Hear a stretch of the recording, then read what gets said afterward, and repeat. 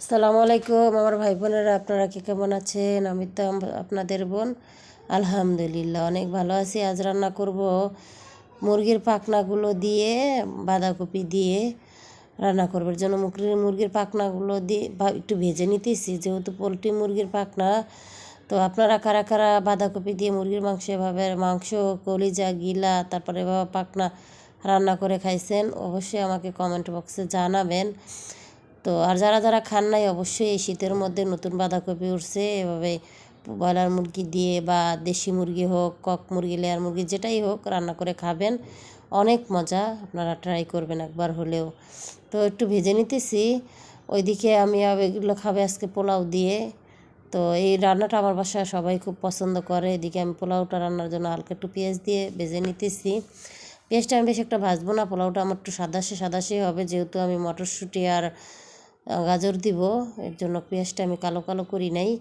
এখানে আমি চালটা একটু ভালোভাবে একটু ভেজে নিব। মাংসগুলা ভাজা হয়ে গেছে, উঠায় নিছি। যেহেতু আমি ভিডিও বানাইতেছি, আবার দুই চুলাতে একই সাথে রান্না করতেছি, তো আমার খুবই টাফ হয়ে যায় এত কিছু একসাথে করা। এদিকে আমি গরম পানি আগেই করে রাখছিলাম, ওই পানিগুলো চালের মধ্যে দিয়ে দিব। মগ দিয়ে দিতেছি আর এক হাতে, যেহেতু আমার মোবাইলটা আমি ওভাবে মেপেও দিতে পারতেছি না। যাই হোক, দেখি তাও কেমন হয়। ভালোই হয়েছিল আজকে পোলাওটা আমার। এই যে দেখেন, আমি লবণটা আমি দিয়ে দিছি একটু একটু করে, 3বারে আমি দিয়ে দিছি। আসলে মোবাইল হাতে নিয়ে ভিডিও করা, রান্না বান্না খুবই কষ্টকর হয়ে যায়।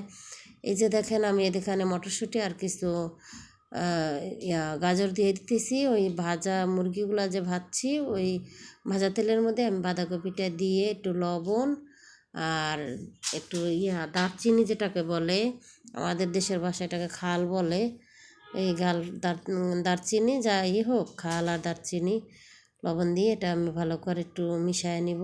ওইদিকে আমার পোলাওটা দেখি কি অবস্থা।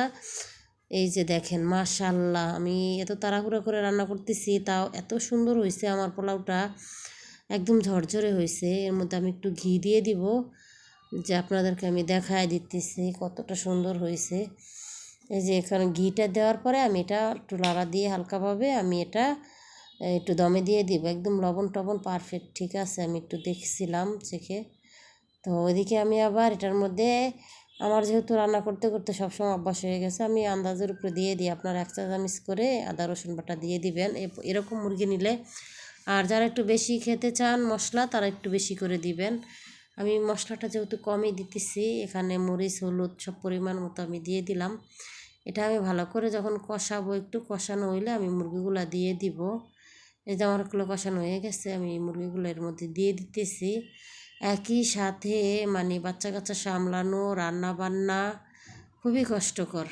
যারা আমার মতন এরকম করেন, তারা একমাত্র বুঝেন একই সাথে এত কাজ কত কষ্ট।